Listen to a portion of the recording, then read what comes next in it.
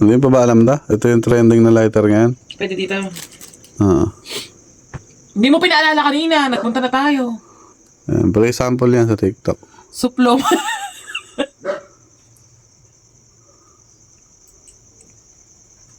Ay, sabi ko na. Sabi ko na. Ay, maganda to pagka mag-gising nga, no? Lighter. Tatay. Tatay. Ang magalit na eh. Ako, bukas. Magtago ka lang dyan. Tay, try mo ito ng lighter na nabi kasi. Sige, peka pa na. Sabi ko na mga ba eh. Meron na akong trust issue. Lighter ah. Tubig yung laman. Nadadali niya naman ni Miguel.